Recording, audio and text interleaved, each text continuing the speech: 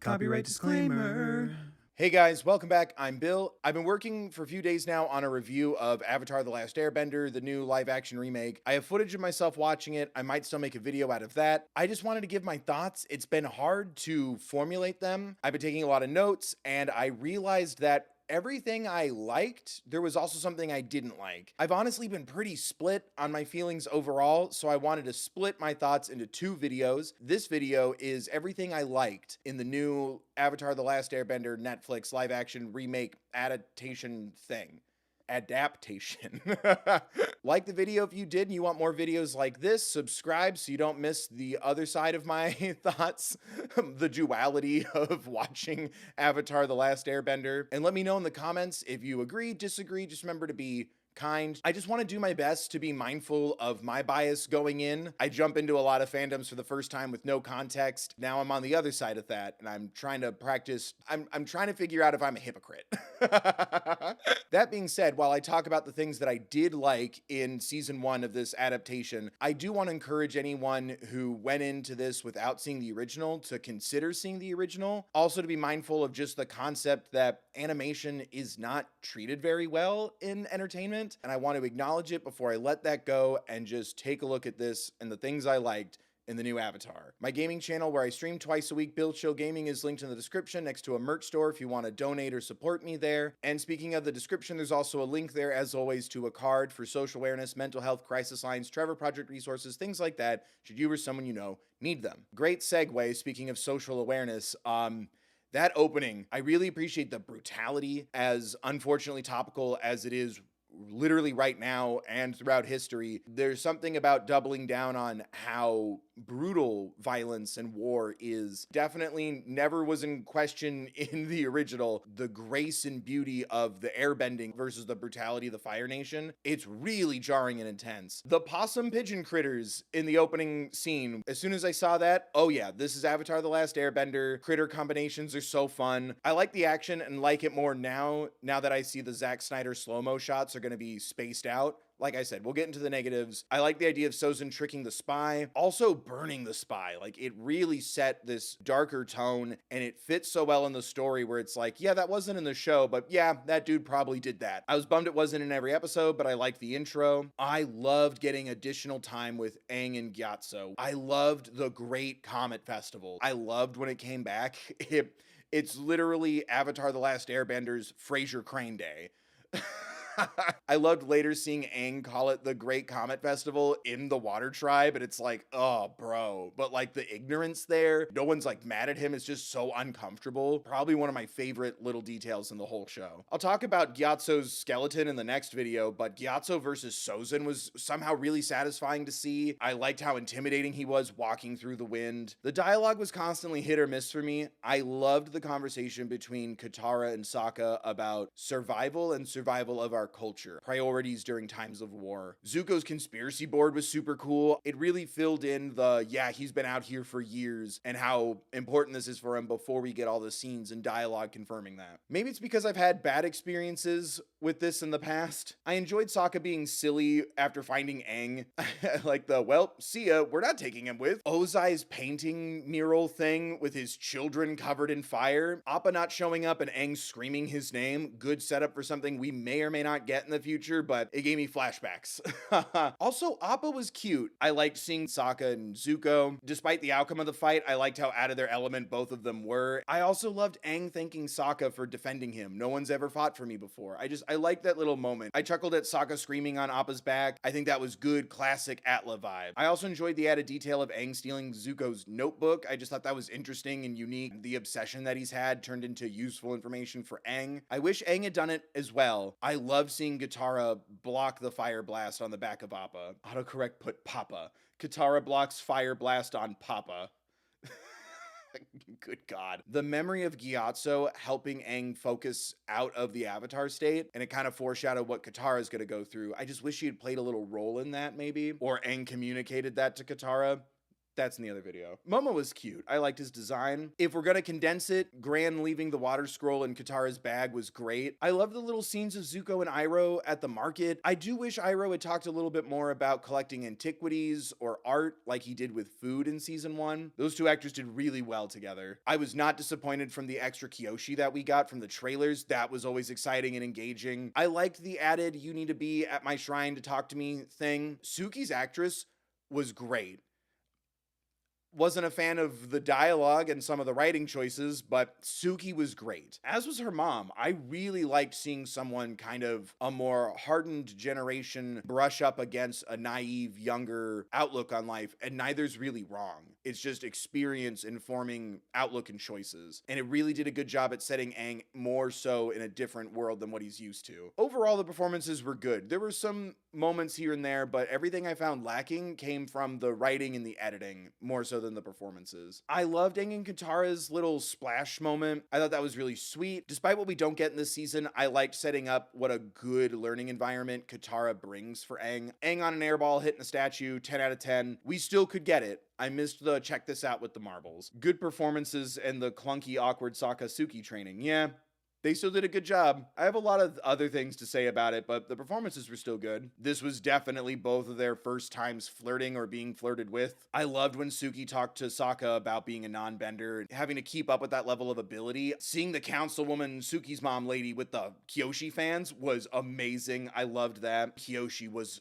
phenomenal. Like, oh, I loved seeing their height differences, how intimidating she is, how intense she is. The fight scene was also incredible, and I loved seeing Suki's just like bright, beaming, smiling face, getting to see her avatar like that. That's her hero, and you felt it on her face. And I love seeing Zuko both being in awe and scared. He's done his research. He knows what Kyoshi has done. I also liked the idea of you need to go to the North Pole before bringing up the comment. I also like that the Fire Lord is hot. It's a little conflicting.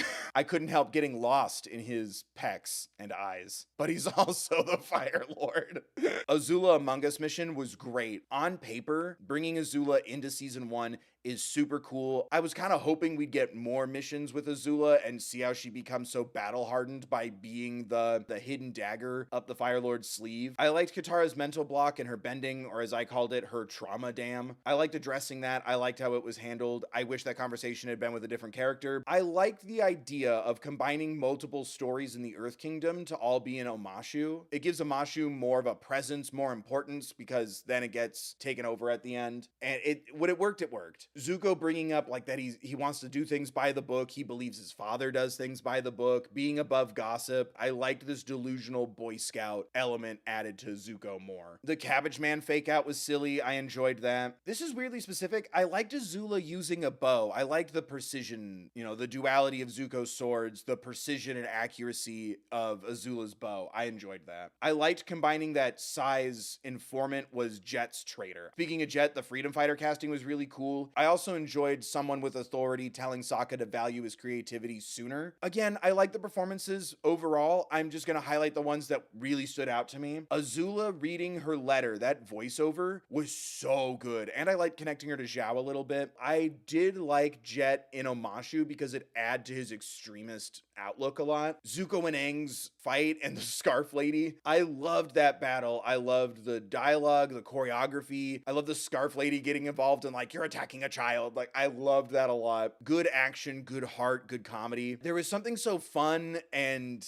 petty about you took my journal. I liked that a lot. I loved that Iroh covered for Zuko and kind of sacrificed himself to the guards to let him escape. That was a nice little change that I enjoyed a lot. And then when you learn that he's a dragon of the West, makes that moment even bigger. When it hits as a fan, I think it'll also hit bigger again as a newcomer too, that like he's such a wanted man in the Earth Kingdom that's such a big move. Speaking of, I love whenever Aang and Iroh have conversations. I like their sort of calm but pointed debate energy that they have. I love how they communicate. I love the perspective that Iroh is giving Aang. I think that's good setup for some of the things that should be coming down the road. And again, I loved Iroh appreciating the architecture and the designs in the prison as well as their buildings. Again, to showcase how frustrating this has been for me, this is one of my least favorite episodes with my absolutely favorite scenes in the whole season. Iroh telling Aang how actually Zuko saved him. He can never repay him for what he's done for him. Even talking about it, man, like it's beautiful. I think we could have done without the secret tunnels, and I loved the secret tunnels. I also like the twist that it was Sokka and Katara, the sibling love frozen twist. I liked what they were kind of going for. I mostly enjoyed them having an opportunity to talk it out, and the musicians were great. I'm surprised they kept them in, but I think they super nailed it. I thought the visuals for Oma and Shu were great. Not a fan of the blink and you'll miss it representation, but I guess it's better than literally nothing or a staring contest. Blink and you'll miss it is not representation. Not to me anyway. I really enjoyed the scenes where Iroh is being confronted by the Earth Kingdom guards. I love the conversation that then Boomy will bring up later about the rations and who gets water and food, the military or the children. Somehow successfully building up a character telling Uncle Iroh, you have no humanity. From that perspective and how that was built up, super solid and very jarring to hear. He's one of my favorite characters in all of fiction, maybe my favorite, and he's guilty of many war crimes. I liked how that was handled in that perspective. I don't know if I agree with the choice of having Iroh still on his arc at the beginning of the show as opposed to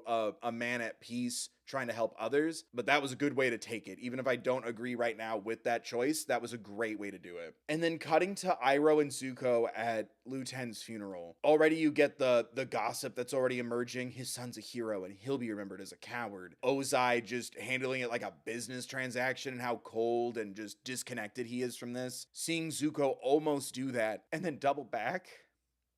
Like, Iroh and Zuko's relationship helped me with my life growing up so much, and I've always described my grandfather, who passed away a while ago, as Iroh, and no one has ever challenged me on that or questioned me on that. He and I are very Zuko and Iroh coded, especially when I was growing up. Getting this added perspective was a piece that I was missing, accepting that I did something to help him as well.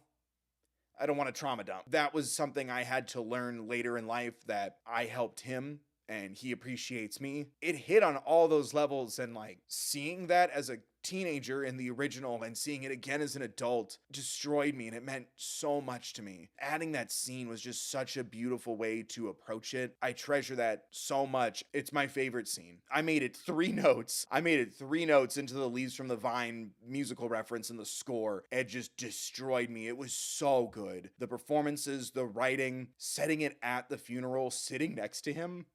I'm sure there's a cultural element to that, and it just also translates universally so well. That was when I sat there and realized this is my first time engaging with these characters in a world where my grandpa isn't here. Trying to bring up the mood, the Badger Moles looked great. Yay, Badger Moles. I didn't love a lot of the writing with Boomy. I loved the performance. That actor nailed it. Damn it. Seeing Iroh join Zuko, everything I need is on this boat. I don't need a babysitter.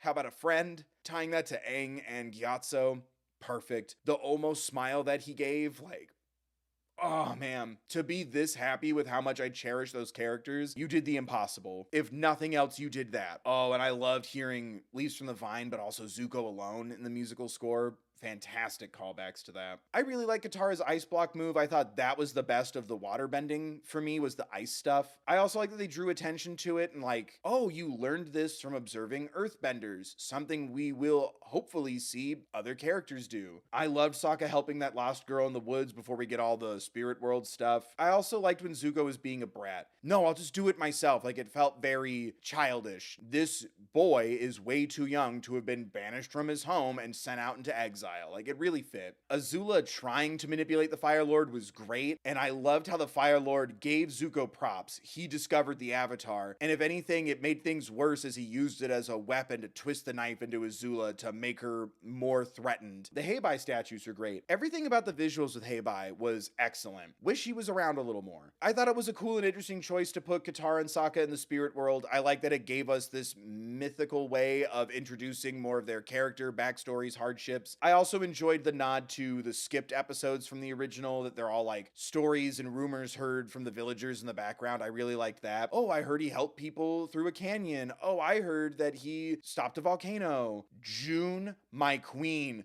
is perfect. Amazing casting, amazing visuals, costume. What are they called? The vole, the big vole boy looked perfect. She's perfect. I also appreciate that she has a thing for guys who have bad hairlines and beards. So shout out to us. We win this one. Oh, I stan a queen who loves broken men.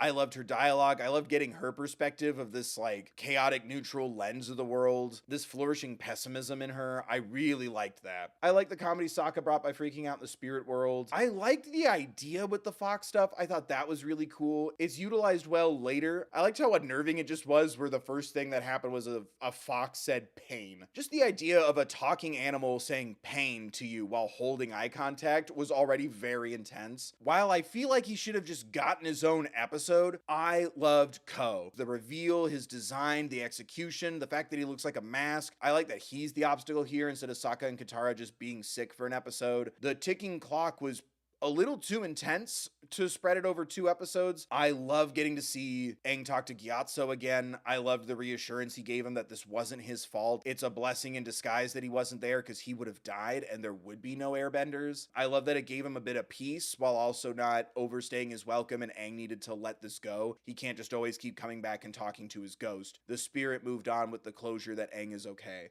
I know I'm such a sucker for these characters. Iroh adjusting Zuko's armor in the flashback like it's a suit, like that destroyed me, man. So far, I still love Zhao's performance. I thought that actor killed it. I liked Roku a lot. Because of Ko, I feel like the tone didn't really match when he was doing his little joke. I liked how he kind of disagrees with Kyoshi, how different he is from Kyoshi. Just because we're all the Avatar doesn't mean we're all exactly the same. Yeah, she can be a little intense. And then cementing, here are the things that we do agree on, though. I just wrote June a bunch in caps. I liked the added details of the war room. I'm going back and forth on this a lot, but I'm staying on the positive that it adds more to the sinister, evil, awful nature of the Agni Kai, that Zuko was asked his opinion. Zhao and the assistant record keeper stuff was like the perfect amount of silly without detracting from anything. And it was much needed comedy after getting what happened to Zuko. Everything with the blue spirit, the mask was perfect. I really enjoyed everything with the blue spirit, the bridge fight. I loved Zuko and Aang getting a chance to talk and talking about nonsense like the brushes that they like to use when they do calligraphy. I liked seeing Zuko snap on Aang. Adding so much to the Agni Kai hurt. I have a lot of personal experience with this, unfortunately. Again, links in the description. I always kind of felt the indirect question of, was one of the soldiers on Zuko's ship a soldier that he saved? And I also liked solidifying, yes, that was them. I feel like there should have been more Zuko did in the present to make them respect him, like in the original. I liked making it clear, though, that these were the soldiers, because in the original, I always got the vibe, and a theory I had, for all they know, we might have been one of those soldiers, or we might have known one of those soldiers. That could have been a friend, a brother, a lover, a family. He saved soldiers. The princes returned, the bow. I thought it was all incredible. It's just one more thing that Iroh introduces that solidifies his kindness, empathy, and humanity are not weaknesses. I just wish modern day Zuko also did something to earn their respect as well, like in the original. And I loved Mutton Chops. Captain G, I think his name was. I called him Mutton Chops. I thought he was fantastic. And then I liked how instantly, as soon as, oh man, Mutton Chops is our buddy. Mutton Chops respects Zuko. This is great. Zhao uses it against him. Seeing that struggle to remain trusting in this vile, war-torn world, it was so good. And also the toxicity of the Fire Nation. Yeah, we stand Mutton Chops in this house. If these get enough views and likes, I'll go full Mutton Chops.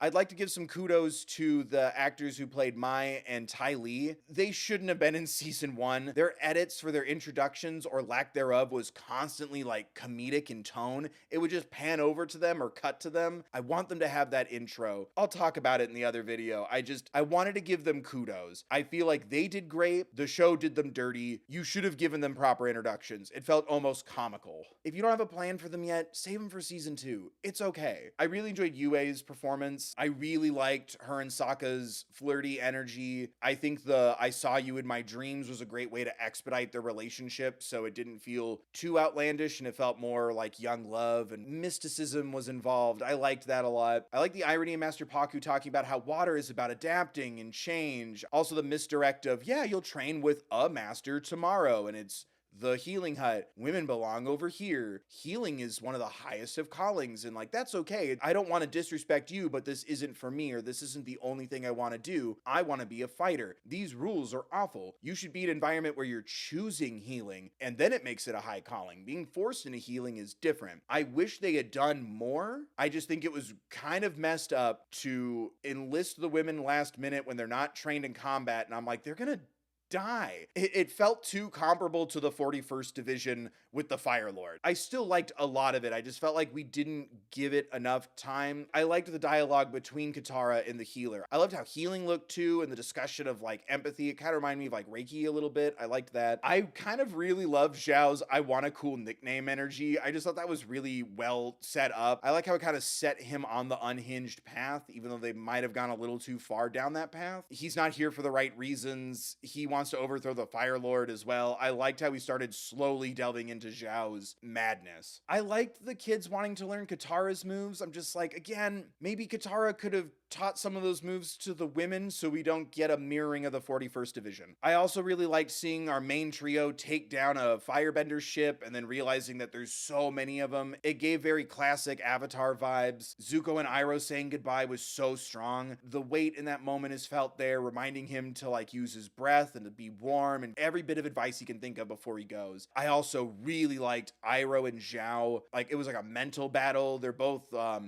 speech checking, is that what it's called? They're both lying through their teeth at each other. I loved their kind of battle of wits. I wish they hadn't changed the arranged marriage thing, because that's not how it works. My grandma had an arranged marriage. We'll talk about it in the other video. I weirdly liked Han. I was kind of looking forward to liking him, you know, give it a little more of a complex feeling. I thought that actor did great. He's got good demo reel material. Good for that actor.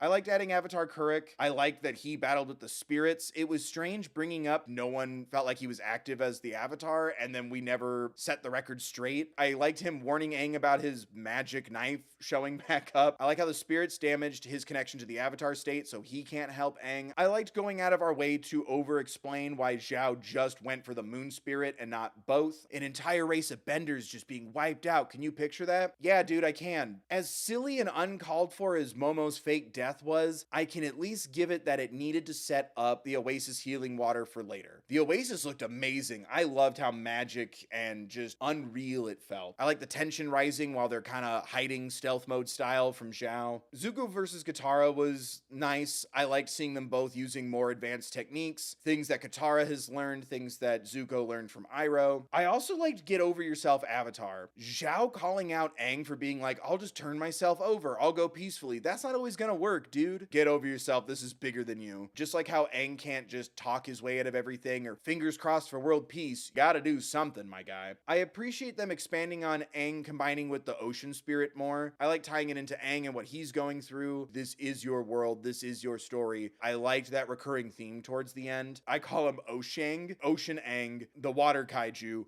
Looked great. I liked how pained it felt. I loved the sound design. I loved how everyone kind of reacted to it. I loved how different everyone's emotions were. Pain at what happened to the spirits, fear for what's happening to the benders, fear for what's happening to the world, fear for what's happening to Aang, and then Zuko also that fear of what's going to happen to him. It was just this cornucopia of different perspectives all going at once, and I really liked that. I wish we had gotten the Agni Kai with Zuko and Zhao, but this was serviceable too. I liked keeping that sucker punch at the end after Zuko clearly won, and then seeing Iroh take him out was perfectly jarring and intense. I'm like, Iroh killed a guy again. I loved how it played out. I love the visuals. I'm so glad they kept the red and then the grays when the moon changed. I loved how the fire popped. Those were great step forwards for this version of Zuko. Hey, traitor. Hey, coward. Like, I liked those moments. I thought they did it really well, as much as I miss the Agni Kai. It still came back in its own way to where I'm like, yeah, even when I don't like changes, and I'll say it in my other video too, it could be going somewhere, or they could utilize the lack of this moment to strengthen a different one. It kind of helped me be at peace with things that weren't there. Some things that weren't there. Aang taking out the fleet, they still kept that nice balance of, oh cool, look at my hero destroy this fleet of battleships, and also, oh no, this is pain, this is rage, this is wrong. I really appreciated Sokka being told, you did not fail. They also did a good job at explaining that she's still around. She's just the moon now. She's still spiritually active in the world. She's taking a different form. It's not a reason why. will say. But again, links in the description. And I appreciated that distinction. Really, really liked how we ended with, you know, as we're learning about the influences of like our mentors, our friends, war, each other, the influence of Sozin on Ozai. The Northern Siege was a distraction so we can take over Omashu. And to expedite season 2 a little bit, Azula's already there. She led it. Where's that blue fire you promised me? But I like that she led it. I also like that Sozin's Comet is still in play. I liked that Sozin's Comet will return in the Avengers kind of feeling. Setting it on fire was kind of silly. I'm like, that solarium looks expensive, but I liked it all the same. And yeah, like I said, this is part 1. Part 2, where I talk about the things I didn't like, will be up shortly, and I'll link it right there. Those were the things I liked about the new Avatar: The Last Airbender remake on Netflix. Again, I'd love to know what you guys think in the comments. Don't forget to like the video, subscribe, ring the bell, blah, blah, blah. Gaming channel where I stream, merch store, and resource card, all linked in the description should you or someone you know need them. This is different than what I usually make, but I'd love to do this more with other shows, past, present, and future. I'd like to see how this goes. I'd love feedback. I hope to see you in part 2. Hope to see you next time I upload or go live. Hope everyone's staying safe. Remember to grab a mask if you're heading out. Be mindful of others. And remember to take care of yourselves, please.